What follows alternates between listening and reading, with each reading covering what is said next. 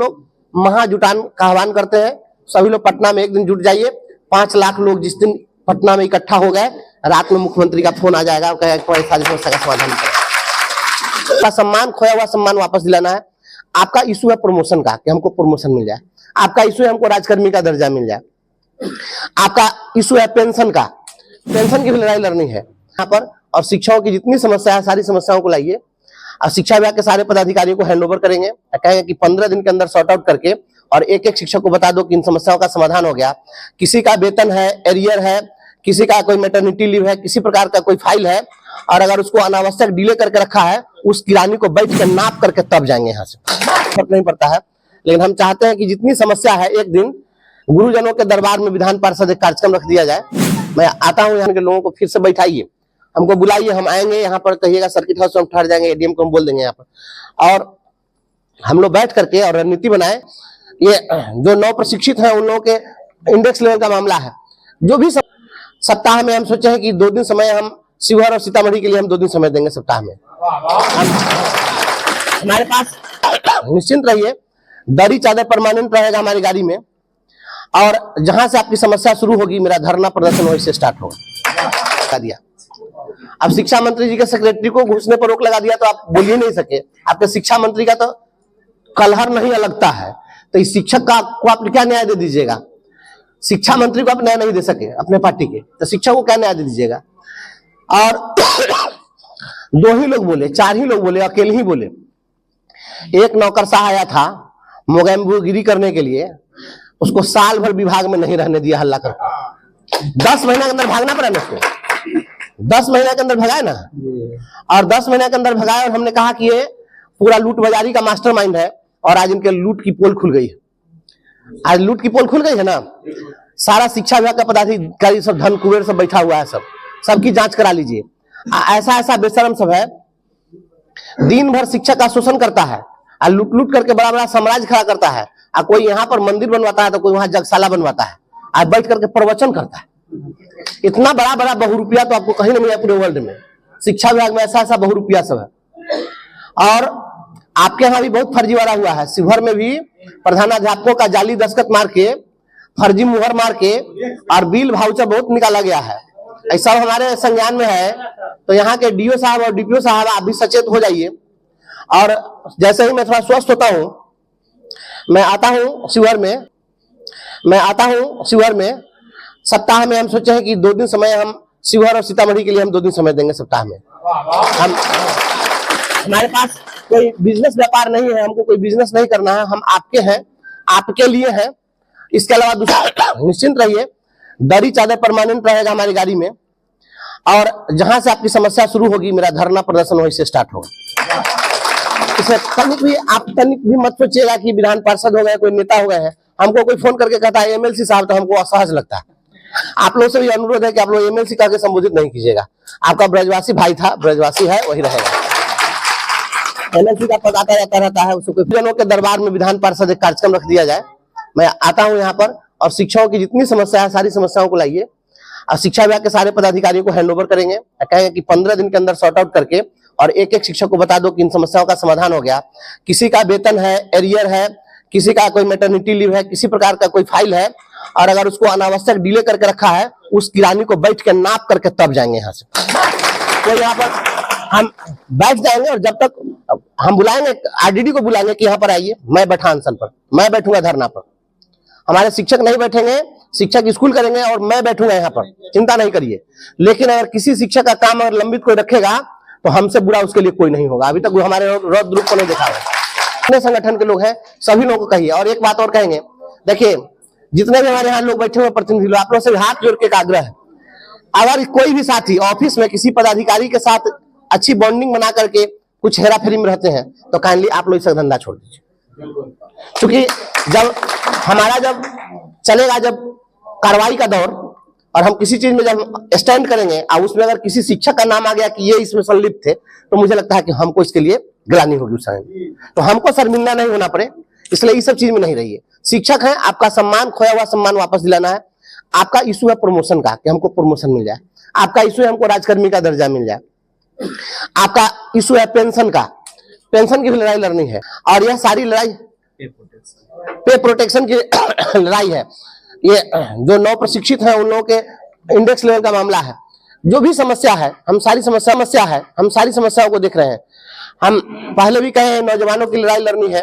नौजवानों को इस देश के अंदर में जो अकुशल मजदूर हैं, जो पढ़े लिखे नहीं है, उन लोगों के लिए रोजगार गारंटी योजना है, लेकिन पढ़े लिखे लोगों के लिए यहाँ पर कोई योजना नहीं है। जो कुछ भी नहीं कर सकता है, कोई पढ़ा लिखा नहीं है, उसके लिए भी 100 दिन के रोजगार की गारंटी है। और जो बीए पास कर गया उसके रोजगार की कोई गारंटी नहीं। तो इससे अच्छा है कि बिना पढ़ले रहे तो उसको रोजगार मिल जाए।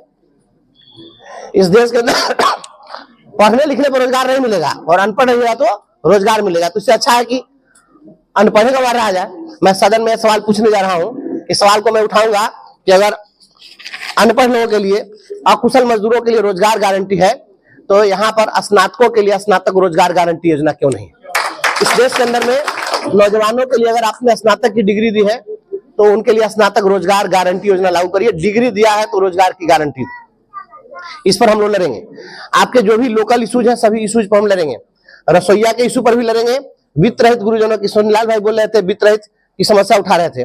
वित्त रहित जो भी अनुदानित विद्यालय है, महाविद्यालय है, उसकी समस्या पर भी हम लोग लाने जा रहे हैं। कई विधान पार्षदों से बात हुई, हम लोग ज्वाइंटली उस चीज को उठाएंगे सदन के अंदर में। और एक चीज हम दुरुस्त कराना चाहते हैं, और सबसे ज्यादा राजनीति किस चीज पर होती है? छुट्टी पर। शिक्षा विभाग में जो अवकाश तालिका है, बिहार की सरकार ने शिक्षा विभाग का अवकाश तालिका को इतना इलास्टिक बना दिया है, जिसको मन में आता है, जब मन होता है तो कहता है नया साल की छुट्टी कैंसिल, तो कोई आता है तो कहता है होली के दिन स्कूल खोल दो, कोई कहता है दिवाली के दिन स्कूल खोल दो। मैं सदन के अंदर यह सवाल पूछने जा रहा हूं कि उस पंडित या उस मौलाना का नाम बता दीजिए, उस पादरी का नाम बता दीजिए जो सरकार को यह सलाह देता है कि होली के दिन स्कूल खोल देने से उस दिन जितना बच्चा स्कूल में आएगा सब कालिदास का बाप बन जाएगा। पर्व त्योहार के दिन स्कूल खोलने का कोई मतलब रहता है? ठंडक पड़ती है, हर साल ठंडक पड़ती है, दिसंबर के लास्ट में, जनवरी के शुरू में। तो ठंडक जब हर साल पड़ती ही है तो हर साल क्या तमाशा होता है कि हर डीएम अलग अलग निकालेगा लेटर और उसमें बच्चा को कहेगा कि स्कूल नहीं जाना है, टीचर जाएगा चिनिया बादाम फोड़ने के लिए। क्या करेगा स्कूल में जाकर? तो हम जो नवोदय विद्यालय की अवकाश तालिका है, केंद्रीय विद्यालय की अवकाश तालिका है, इसी तरीके से एक सख्त अवकाश तालिका यहाँ पर जो कैबिनेट से पास करके यहाँ पर लाया जाए और उसको सख्ती से फॉलो किया जाए। इसके लिए हम सदन में बात लाएंगे। एक बात और, हाँ, हाई स्कूल के माध्यमिक लोग भी हैं कि हर महीने जो परीक्षा हो रही थी, परीक्षा बंद हुई कि नहीं?